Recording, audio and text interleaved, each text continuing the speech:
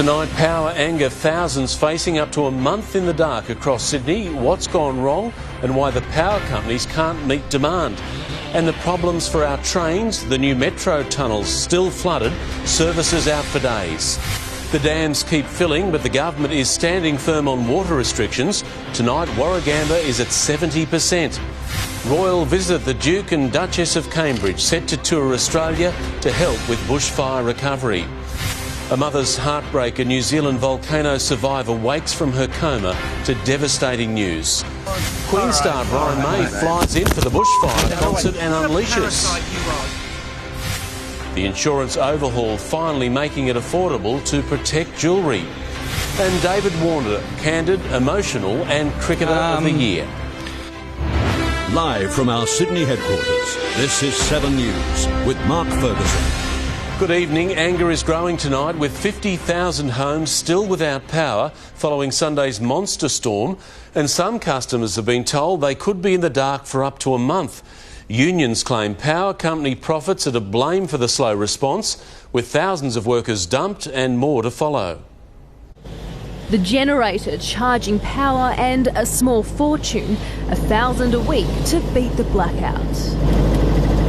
The Pantasedai family, one of thousands left powerless. Could you survive without it? No. Power poles stumped, snapped in two, cables like snakes in the grass, leaving pockets of Sydney in the dark. Touring the destruction, the Energy Minister and the boss of Ausgrid. They're not live lines, are they? The lines are dead, like countless others across Sydney. It's just a big job to clean it all up and effectively rebuild the network. Residents told getting reconnected could be a long wait. It could be the weekend or it could be another month. Linda forced to recharge her phone by running the car and living without lights, a fridge or washing machine. The kids have got no school uniforms, we've got no food. There are still around 3,000 trees and power lines down across Sydney and the Central Coast. While extra crews have been called in to help, unions say 5,000 power workers have been sacked in the past 5 years, with another 1,300 to go, meaning the customer pays. And they've been without power for longer, and the distributors don't have the capacity anymore to quickly restore power. At Windsor, power might not be a problem with solar panels, but locals are struggling with much bigger issues. Hectares of still, brown water swamping roads, homes and farms. The old Windsor Bridge shut by flood for the first time in 28 years. The new Hawkesbury River crossing can't come fast enough. With more bad weather on the way, authorities are appalled at the risks people are taking in treacherous conditions. Just after midnight, a man who'd been drinking went for a swim and drowned at North Wollongong, while further south, another man spent 10 hours clinging to a tree in floodwaters. When the rivers in Bega finally started flowing again, it was reason to celebrate. But things almost turned deadly. At 4 a.m, farmers heard screams for help. So it was raining pretty heavily, and he just sort of had the bear hug on the tree. Calling the SES to a remote stretch of the Brogo River, they quickly got to work using boats and ropes to reach the 37-year-old who'd been holding on for 10 hours. He reckons he couldn't hang on much longer and he didn't have the energy to swim across. It looked like the guy in the tree had been there for quite a while. He was pretty clearly suffering from hypothermia. David McLean was treated in hospital before discharging himself. He'd been swept away trying to wade across the swollen river. It wasn't the only reckless act that kept emergency services busy. At Wollongong, a 28-year-old man drowned in treacherous conditions after going into the surf at midnight. Investigation indicated that the victim was drinking prior to the incident, but that's forming part of the investigation. Heavy rains and strong winds are predicted to return in the coming days, and authorities are pleading with everyone to help them out and not take any unnecessary risks. They've made 272 rescues since Wednesday, putting their lives on the line. Of course it's frustrating to see people get themselves into situations that can be avoided. Andrew Denny, 7 News. Sydney's dam levels have now risen above 70%, but the state government still won't lift water restrictions. It wants more time to think about it, but with more rain forecast, the levels will only rise. Pouring into Sydney. Never has the sound of running water been so sweet. The weekend weather event caused damage, but it also brought joy. Greater Sydney's dams are filling quickly, some already at capacity. This rain has certainly brought a smile to a lot of faces. Sydney's overall dam levels have risen by close to 30% in a week, now sitting at above 70%. The main supply, Warragamba, rising over 25% this week to nearly 70% capacity. And there are two dams south of Sydney overflowing, the Tallawah and the Nepean. It's exciting for Sydney. The fact that our dam levels are rising quickly, the prospect of more rain in the immediate future, and water flows like this, it begs the question, will the government lift our water restrictions? The most important thing is we won't be considering level 3 water restrictions for next month. Questions too over water quality. Experts say this is a cocktail of bushfire ash, topsoil and clay. But for now, it will make no difference at the tap. And although inflows are now slowing, the prediction is dam totals will continue to rise.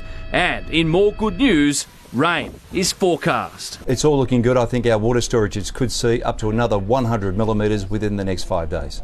Peter Fegan, 7 News. And the downpour has caused flooding in the Metro train tunnels. Natasha Squarey joins me now from Chatswood. Natasha, what's the situation there?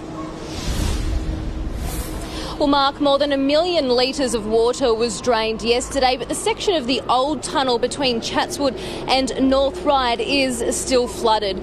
Buses have been replacing those Metro services between Chatswood and Macquarie Park since the very heavy downfall on the weekend, but now engineers and technicians have been called in using specialist pumping equipment to get those train services back up and running as soon as possible. There's no official word yet when that might be, but the water should be out by the end of the week. Mark.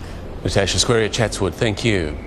Big seas are causing major problems at Newcastle's Stockton Beach. Erosion has forced the hasty removal of several waterfront cabins from the Stockton Caravan Park. Cranes were brought in to lift them to safety before they could be washed into the sea. Beach restoration has been estimated as a 6-year project that would cost over $50 million. The Duke and Duchess of Cambridge are set to visit some of our worst-hit regions as part of a bushfire recovery tour. The royal visit is being planned to offer support to survivors and thank firefighters for their extraordinary work. The last time they were here, Prince George was just 9 months old and stole the show. Back then, they met Blue Mountains bushfire survivors and thanked firefighters. Now, William and Kate are planning a return visit, touring some of the communities still reeling from our black summer, like Balmoral in the Southern Highlands. You do get good days and you do have bad days. More than 20 homes were destroyed just days before Christmas. Justin Cams was one of them. This is all that's left. You know, having the Royal Highnesses come through would be able to, ensure that our story is not forgotten. Jay Allen's home was spared, but many of his neighbours weren't so lucky. There's been a lot of sad stories around here.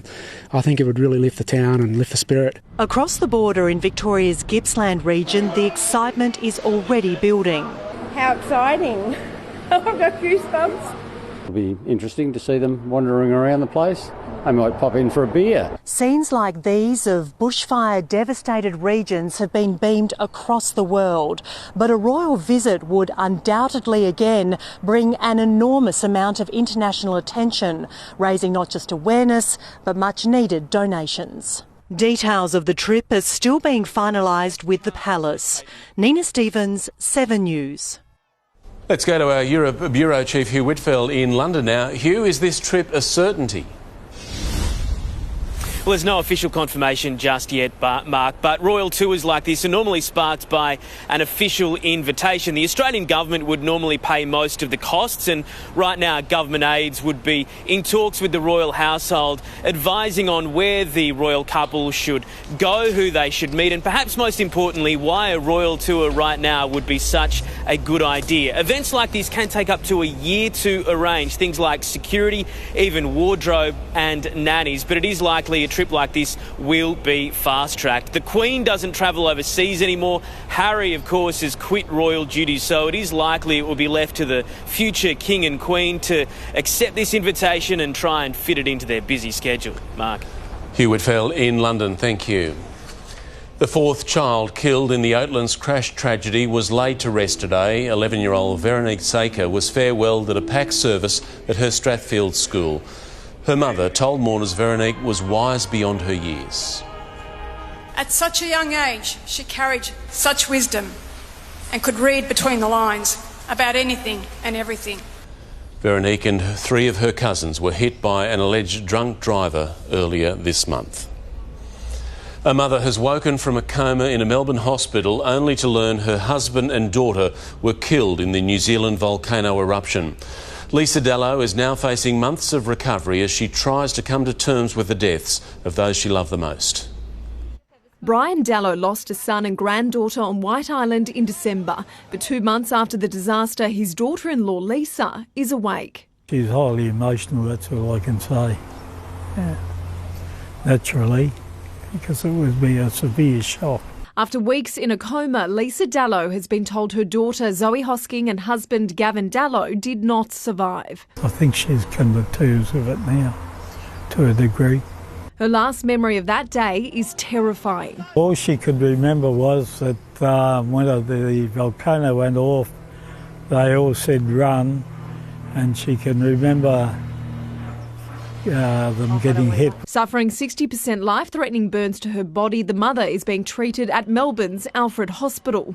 Lisa Dallow missed her husband's funeral at Adelaide Oval last month. Her family has delayed her daughter's memorial, likely to be held in Melbourne, with the hopes she will be strong enough to attend. Till she recovers more and can communicate more, we can't really do anything to help.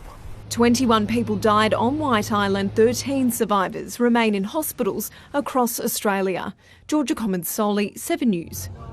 Prime Minister Morrison delivered a pointed message to the Coalition Party room today: stop the infighting and unite for the good of the nation. The National Party has suffered days of instability as deep divisions also emerge among government MPs over coal-fired power. With the coalition dissolving into a cold war over coal, this from Labor's Anthony Albanese was expected. If you can't govern yourself, you can't govern the country. But from one of the government's own members, as Bob Hawke once said, if you can't govern yourselves, you can't govern the country. Scott Morrison's message to the government party room was similar, imploring them to stick together, trying to put a lid on internal divisions over support for a new coal-fired power station at Collinsville near Mackay in North Queensland. I can assure the House that this government is united. It didn't look that way, with Nationals talking up the project. More coal-fired power means more jobs, and the people in North Queensland want jobs. And senior Liberal ministers hosing it down. The government is not funding a new coal-fired power station. And the Prime Minister, who once proudly wielded a lump of coal in the Parliament, now rarely says the word. Today referring to those options, emphasising the government's support for the project at present is limited. We have not considered anything beyond the feasibility study. But Scott Morrison knows whatever way that study goes, someone is going to be angry, either the pro-coal Conservatives or the moderates, putting pressure on him in the meantime to find an unlikely compromise. And while the official broadcast caught the feelings of one unknown MP, the Prime Minister can only dream that that were true. Mark Riley, 7 News. As the coronavirus death toll climbs past 1,000, 4 more Australians have tested positive to the killer bug on a cruise ship stranded in quarantine in Japan. Our government is calling for calm, with growing racial paranoia threatening to go viral. On Christmas Island, an RAAF airlift of medical equipment. It means quicker results from coronavirus tests within 2 hours, as a second Australian was placed in isolation after showing symptoms. The advice from the AUSMAT team is that they regard this as a precautionary test and a low probability. The first wave of evacuees remains on track to come home Monday, if declared disease-free. The only downside would be if someone has it that we'd have to start. If they were from our block, we'd have to start the 14 days again. On the quarantined Diamond Princess, the ship is stalled, the virus isn't. 66 new cases, including 4 Australians. But it's not surprising, given that people are so close together in a large cruise ship, that there was a lot of transmission before the quarantine period occurred. The virus continues to spread, and so is public fear. The federal government today issued a plea against the discrimination of Australia's Chinese community and its popular centres. Fear that's emptying shopping districts with a big Asian presence. There is no reason not to be there, and I think that's an important message of safety, of solidarity and of respect. The fact is that there has been a rise in racism as a result of the coronavirus. Travel bans on China will be reviewed at the end of the week, but there are no guarantees. Chris Marr, 7 News. The US President has rallied the Republican faithful just hours before Democrats go to the polls in New Hampshire to help decide their presidential candidate. Tomorrow's vote is predicted to be a 2-horse race, and national polls are starting to take on the same look. Hours before the polls open for the Democrats' primary vote, hello, Manchester. The Trump show rolled into town. We are going to defeat the radical socialist Democrats. We are going to win New Hampshire in a landslide. He narrowly lost to Hillary Clinton here in 2016. Tonight, Donald Trump was back to take the spotlight and the state. How could I not attend a rally seeing my hero, Donald Trump, in my own hometown? Impeached, acquitted, and emboldened. We have the highest poll numbers that we have ever had. Thank you, Nancy, very much. Thank you. Seizing on his opponent's bungled vote in Iowa last week. The Democrat Party wants to run your health care, but they can't even run a caucus in Iowa. After the debacle of the Iowa caucuses, and with so many candidates still in contention, the primary vote here in New Hampshire has extra significance for the Democrat hopefuls, sorting out who has the momentum and who's fading fast. New polling puts Senator Bernie Sanders in the lead for the first time in the national race with 25% of the vote. Biden dropping back to 17%. Mike Bloomberg surged to 15%, followed by Elizabeth Warren and Iowa winner Pete Buttigieg. A clear leader and a pack chasing in New Hampshire. Paul Kadak, 7 News. A world-famous guitarist from rock band Queen has attacked a cameraman at Brisbane Airport. Brian May and his entourage had just touched down for their Australian tour and were posing for photos when he took exception to our Channel 7 camera. Taking photos with fans, legendary rocker Brian May loses his cool. Do you not understand? All right. Come on, babe. Get away. Brian, you go away now. Cheers, mate. Thanks. After lashing out at our cameraman, May's ushered back to his car and apologises to the group watching on. I'm sorry it was made ugly by this guy. So sorry. Moments earlier, 7 News was recording, standing amongst the small group of fans as Queen touched down in Brisbane. This was May in Dunedin yesterday during a sound check. He videos his movements and posts them online, but wasn't impressed to see a news camera at the airport gates. Hey, can I get a couple of things? Yeah, you got to stop those because I ain't doing this. Please, man. They exchanged gifts, Tim Tams and Vegemite. Excuse me, we said no. Come on, mate. All right, is this going to get ugly? Because you put it down now or else something ugly happens. Do you understand? Come on, just do us a favour. You stop now. Come on, please. Hey, please. No, I'm serious. No, I'm deadly serious. After putting the news camera away, our cameraman, a self-proclaimed Queen fan, pulled out his mobile to get a personal video. Oh, the guy's doing it on his phone. You're so clever, aren't you? What a parasite you are. Just leave us alone, will you? Do you not understand? Come on. All right. Come on, babe. Get away. Brian, you go away now. Other fans will see Queen in their first Australian concert in Brisbane on Thursday night before they play Sunday's bushfire benefit. Tom Hartley, 7 News.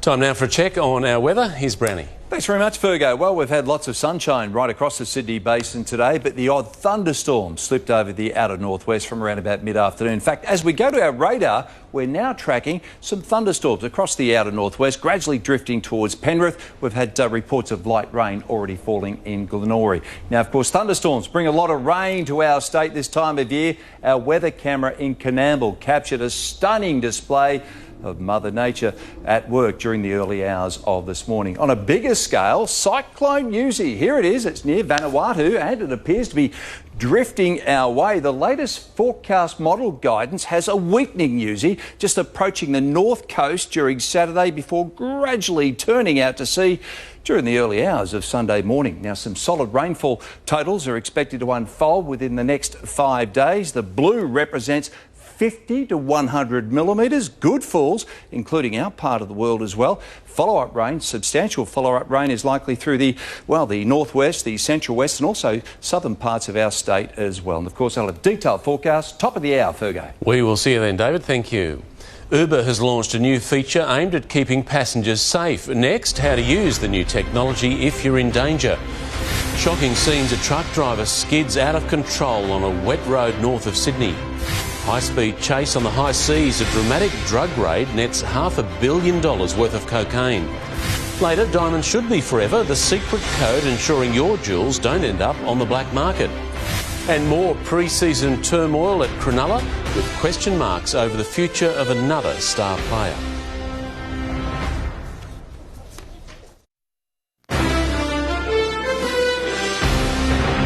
Welcome back. A head-on crash between two trucks in the north of the state has been captured in a terrifying video. A smaller truck is seen attempting to regain control on the wet road near Dorrigo before slamming into the front of a 50-tonne truck which was heading to Coffs Harbour from Armidale. Miraculously, both drivers and a passenger in the smaller truck escaped without injury.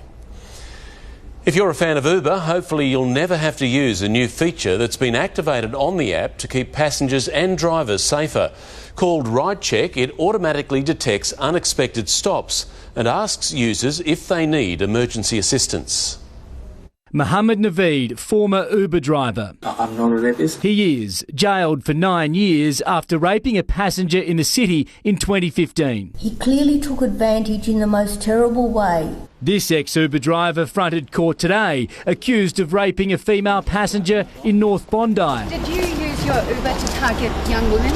Today, the company launched a new feature designed to prevent such alleged attacks. There are moments and incidents that do occur. Ride Check will automatically detect unexpected stops, then ask the passenger and driver if everything is okay or if emergency assistance is needed. This is just another way that we're using technology to, one, minimise the likelihood of an event occurring and then minimising the impact if and when it does occur. One of Uber's competitors, Ola, is trialling a similar feature as rideshare companies push back against claims made by some that they're not as safe as taxis. New figures show 2019 was the first year Sydney-siders used ride shares more than taxis, but the rapid growth in customers is slowing, up 3% last year compared to 12% in 2018. What we're showing is that the incumbent taxi providers and the various rideshare players in the market can coexist. Alex Hart, 7 News.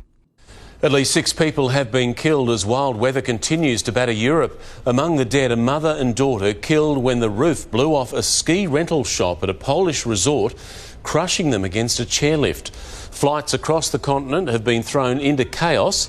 This white-knuckle ride into Amsterdam was far too much for one passenger.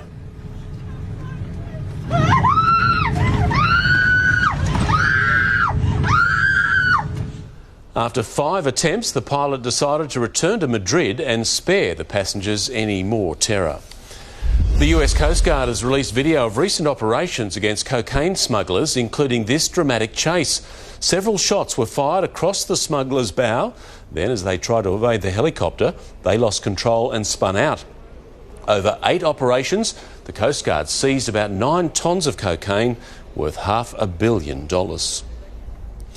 There's plenty of drama at the Cronulla Sharks as the NRL season approaches. Ryan Phelan is here, and Ryan, one star won't train while another Sharks wants out. Hello, Fergo. Yes, there are big headaches for coach John Morris, but he is standing firm. Coming up in sport, a filthy Josh Morris wants to quit and join the Roosters, but the coach tells his star centre, "You're not going anywhere." Also tonight, an emotional David Warner gets candid on the damage he caused Australian cricket, the support of his family, and that he's lucky to win a 3rd Allan Border medal. And the mighty Matildas 6-0 over Thailand. There's one stop to go on the road to Tokyo 2020, Fergo. They are almost there. So far, so good. Talk soon. Thanks, Ron. There's been a new twist in the cold case of Lynette Dawson. Next, the witness account that could change everything. What left a young boy in hospital and caused panic on a Chatswood road. Bitter pill, why experts warn a popular osteo supplement may be doing more harm than good. And Move Over Avengers, the new team of superheroes inspiring youngsters to be bushfire ready.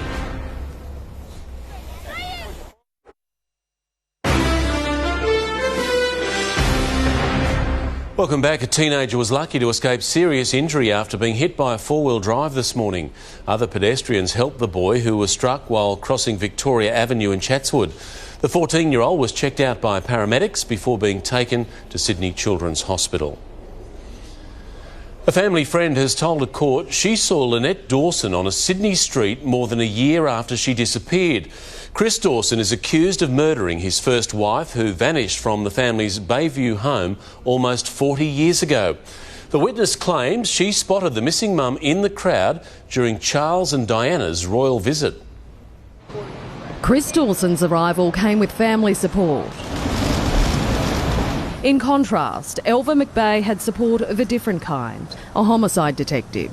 101 years old, a family friend of Chris and Lynette Dawson. She'd often go to their Northern Beaches home for birthday parties. On one occasion, though, she was distraught, crying and trembling. Lynn said, "I've had the most dreadful row with She wants to get rid of me. I had heard they had taken the little girl in from school as a babysitter. I thought it was very strange. I told her, if she upsets you like this, Lynn, you should get her out of the house." That was in July 1981. Months later, Lynette disappeared.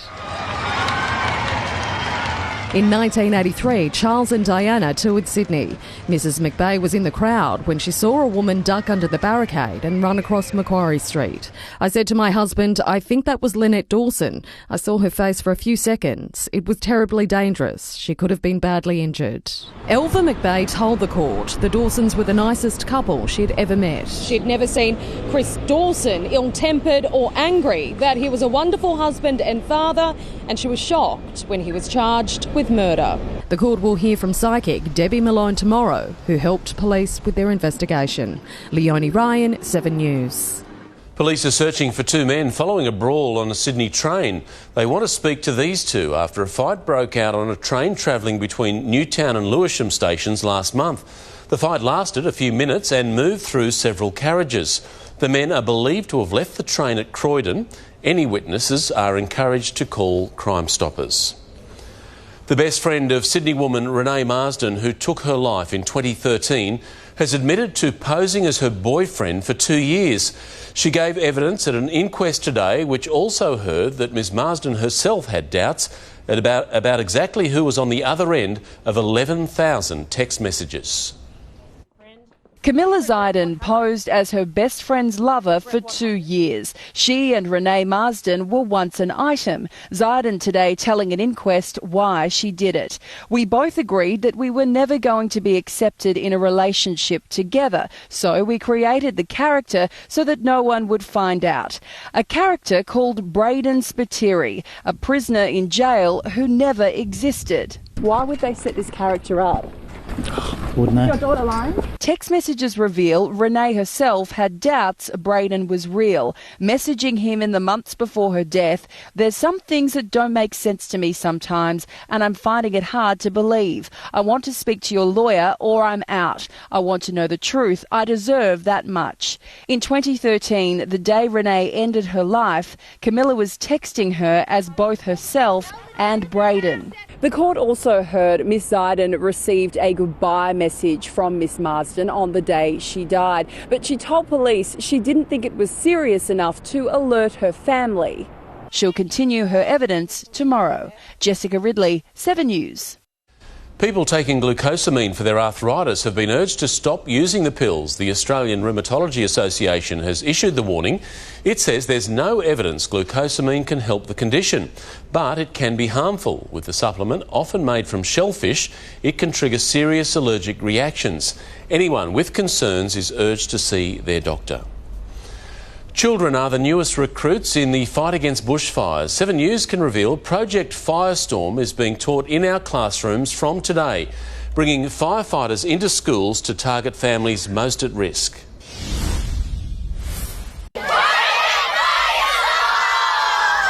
From the fire front well done. to the classroom, firefighters will be laying foundations. So what's your idea? Project Firestorm, a new bushfire curriculum, will be rolled out across the state's schools. I hear you're a new recruit. First up, you've got to know what you're facing. Taught in Year 5 and 6 classrooms in the most at-risk communities. So that 200,000 kids get access to it. And the stakes are high. The community is in trauma. Nobody suffers trauma more than children. The program has been created by the Department of Education and the RFS, a fusion of lessons from real-life heroes, safety for firefighters, preparing people's homes, and some online fictional fire troopers. Lives are at risk. Really, the superheroes, it's about attracting kids' attention. You get to brainstorm ways to help Australia stop the bushfires. Has it made you think about a fire plan? Yeah, I've actually been talking to my parents about it.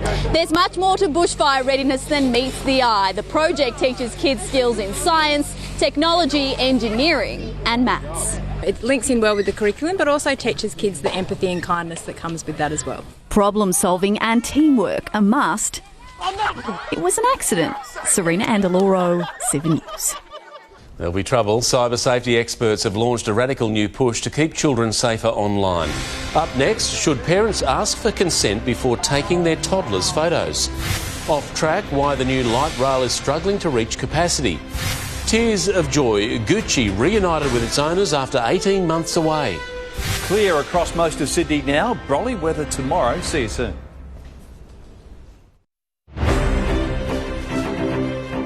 The share market ended the day up, closing 43 points higher. Harvey Norman reached its highest share price in almost 3 years. There was no major announcement behind the rise. And on the currency market, one Aussie dollar is buying 67.09 US cents. Fuel prices are still on the way up. The average for regular unleaded across Sydney today was $1.44.9 a litre. We found it for as little as $1.19.5 at Wentworthville. There's confirmation tonight that 2 of the biggest motorway projects in Sydney will be finished in the next 6 months. Transurban confirming both North Connects and the new M5 will be open by mid this year. It comes as the company that runs most of Sydney's tollways reported an increase in its half-yearly net profit. It rose to $162 million, up 11% on the year before. The latest passenger numbers show Sydney's new light rail is falling far short of its maximum capacity. 2 million trips have been taken on the Randwick to Circular Quay line since December the 16th, at an average of 40,000 a day. It's well below capacity, which peaks at 97,000 a day on the section between Central and Circular Quay. Many parents were unimpressed today after being told they should seek their toddler's permission before posting their photos online. But experts say social media carries risks that mums, dads and kids need to discuss as early as possible.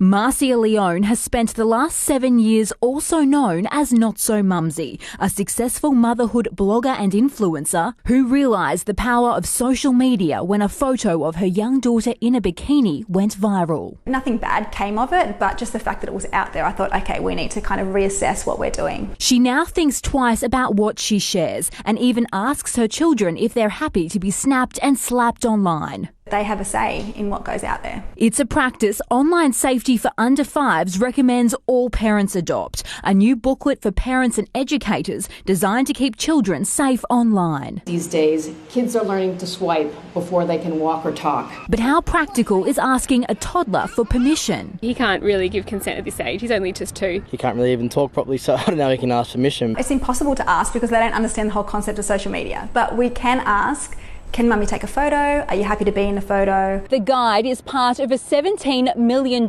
investment by the federal government to try to keep children safe online. Other advice includes setting up parental controls on devices and being a good role model when it comes to screen time. Supervise your kids online and sit down and have a conversation with them, an open conversation about the dangers. Amber Laidler, 7 News. We can bring you the heartwarming moment now when 2 children were reunited with their long-lost dog, Gucci. This special occasion, 18 months in the making.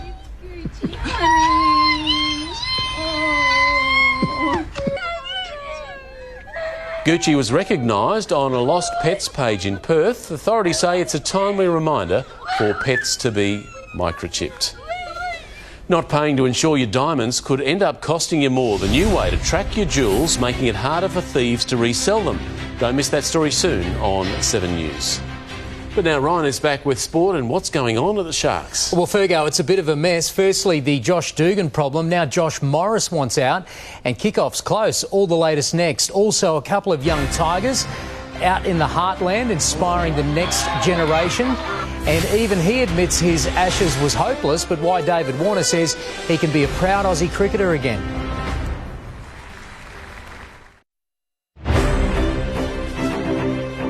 Welcome back, everyone. Cronulla has rejected a request from Josh Morris for an immediate release to join twin brother Brett at two-time premiers the Roosters. With the 2020 season barely a month away, Sharks coach John Morris says there's no way he's letting his most experienced player leave.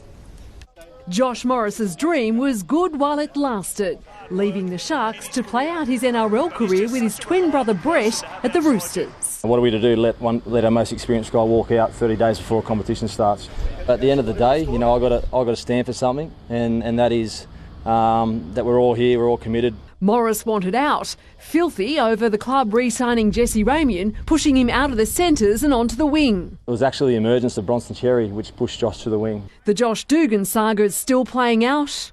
He was quite upset. There was a fair few reports floating around that he wasn't putting in at training, but it was clearly because of this injury. Yeah, well, that's holding you back, you know. I know there's been a lot said. Where he's at, he's not able to train. After today's session, the team launched a campaign, Fight for Finay, to support young forward Finay Kula, who was forced to retire after being diagnosed with brain cancer. This is his number 10 being a front rower.